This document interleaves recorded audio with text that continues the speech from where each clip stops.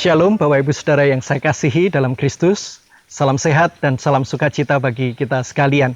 Saya berharap kita semua dalam keadaan yang baik.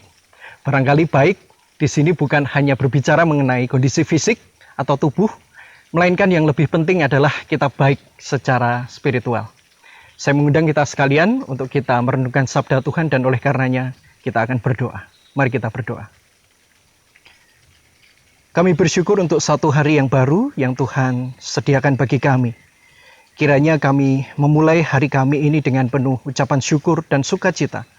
Oleh karenanya kami saat ini mau mengawali setiap aktivitas kami, juga pekerjaan kami, dengan kami terlebih dahulu mendengarkan suara dan sapaan Tuhan. Berfirmanlah ya Tuhan, sebab kami siap untuk mendengarkan. Amin. Bapak Ibu Saudara kasih Tuhan, cara kita memandang sesuatu akan mempengaruhi apa yang akan kita lakukan sebagai manusia. Bahkan ketika kita memandang sesuatu, itulah yang akan menentukan respon kita terhadap berbagai peristiwa kehidupan kita. Sebagai contoh Bapak Ibu, saya saat ini berada di sebuah tempat yang sangat indah, di ujung timur Pulau Jawa, tepatnya adalah Alas Purwo. Kita tahu Alas Purwo ini adalah sebuah tempat di Banyuwangi. Dan Bapak Ibu Saudara, ketika saya menyebutkan Alas Purwo atau hutan Purwo, begitu ya, apa yang ada di pikiran Bapak Ibu Saudara? Saya yakin sebagian besar orang akan mengatakan bahwa Alas Purwo ini adalah sebuah tempat mistis yang sangat dikeramatkan, yang bahkan mungkin tidak boleh dikunjungi begitu saja secara bebas gitu ya. Barangkali kita pun juga pernah mendengar ada berbagai aturan yang tidak tertulis. Barangkali hal ini juga berhubungan dengan sifat mistis itu tadi, saudara. Tentu menghormati alam memang sangat diperlukan dan harus dilakukan. Tapi bagi kita Bapak Ibu Saudara, para pengikut Kristus sendiri, maka kita pun juga harus terus menghayati di dalam perspektif kacamata iman. Bukan dalam rangka mengkultuskan tempat atau barang-barang duniawi, tetapi lebih daripada itu semua. Ketika kita mengkultuskan hal-hal yang ada di dunia ini, barangkali yang akan kita rasakan adalah kita merasa cemas dan bahkan khawatir. Ketika kita bahkan mengunjungi suatu tempat tertentu saja, bahkan hanya untuk menikmati alam, kita masih diliputi berbagai kecemasan dan ketakutan itu, saudara-saudara. Dan disinilah kita berusaha untuk diajak saudara-saudara, bahkan kita didorong untuk terus memandang dengan kacamata akal budi yang dianugerahkan Tuhan kepada kita. Oleh karenanya, ketika kita menilai, Bapak Ibu Saudara, contohnya adalah Alas Purwo ini, maka tentu kita akan melihat bahwa ada banyak hal yang baik di sini.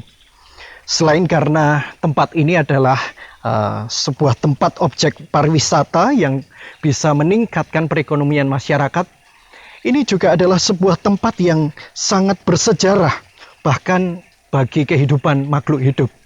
Kita tahu bahwa hutan akan sangat berguna bagi dunia ini, saudara. Dan bahkan ketika kita melihat, ketika salah satunya adalah di Alas Purwo ini, kita mungkin barangkali mengenal di Banyuwangi ini hanya Baluran, begitu ya, yang menjadi sebuah tempat pariwisata. Tetapi ternyata Alas Purwo pun juga berlaku hal yang sama.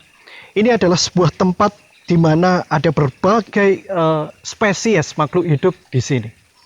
Dan kita bersyukur bahwa itu artinya ada berbagai kebaikan Tuhan yang diwujudkan dan bahkan diusahakan di tempat ini, saudara. Itu semua tergantung dari cara pandang kita dalam melihat sesuatu. Kalau tadi saya contohkan adalah Alas Purwo ini, maka itu artinya Alas Purwo ini menjadi suatu tempat yang baik, di mana Tuhan juga bekerja melalui kehidupan alam semesta. Bapak Ibu Saudara yang saya kasihi, Bilangan pasalnya yang ke-13, ayatnya yang ke-7 hingga ke-27 mengisahkan tentang 12 pengintai Israel.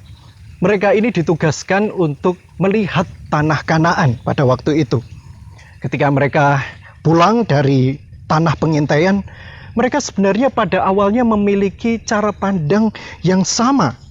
Dan mereka melihat bahwa Kanaan ini adalah sebuah tempat yang baik, di mana ini adalah tempat yang berisi dengan kemakmuran dan bahkan tanah yang sangat subur. Namun saudara-saudara, ada yang menjadi berbeda di sini ketika kita melihat ayat-ayat bacaan yang setelahnya. Kita melihat ada dua kelompok yang terpisah di sini. Dan bahkan tidak tanggung-tanggung, mereka terpisah bukan hanya 50% versus 50%, tetapi 2 orang versus 10 orang. 10 pengintai yang pertama mengatakan bahwa kita tidak akan pernah bisa menempati tanah Kanaan ini. Sebab mereka dipenuhi dengan orang-orang yang sangat kuat dan bahkan orang-orang raksasa. Tetapi hal ini berbeda saudara-saudara dengan apa yang dipandang oleh Yosua dan Kaleb pada waktu itu. Ketika mereka melihat dan menceritakan apa yang mereka lihat, maka mereka pun juga melihat bahwa ini adalah sesuatu yang baik yang Tuhan janjikan kepada mereka. Kaleb dan Yosua melihat tanah Kanaan dalam perspektif Allah yang pernah mengatakan bahwa tanah Kanaan adalah tanah yang dijanjikan oleh Tuhan sebelumnya. Fokus Kaleb dan Yosua di sini bukan pada keadaan, tetapi lebih kepada Allah yang berjanji untuk menyertai, menuntun mereka sampai hingga akhirnya mereka sampai di tanah Kanaan atau tanah perjanjian itu. Saudara, terkadang keinginan manusia membuat kita terfokus dengan apa yang kita miliki sebagai manusia. Dan bahkan sehingga kita pun juga melihat pada akhirnya ada berbagai persoalan dan pergumulan yang kita lihat sebagai sesuatu yang sangat besar yang dapat menghalangi kehidupan kita. Bahkan dapat menggagalkan setiap rancangan-rancangan kita. Kita justru menjadi orang-orang yang takut, cemas, bahkan untuk sekedar menjalani kehidupan.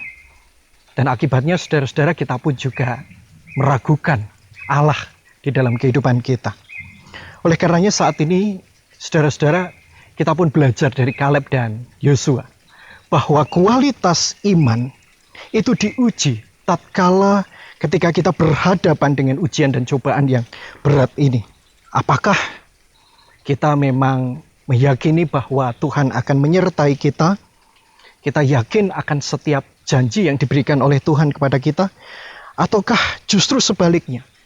Kita melihat setiap tantangan dan pencobaan itu sebagai sesuatu yang dapat membebani kehidupan kita.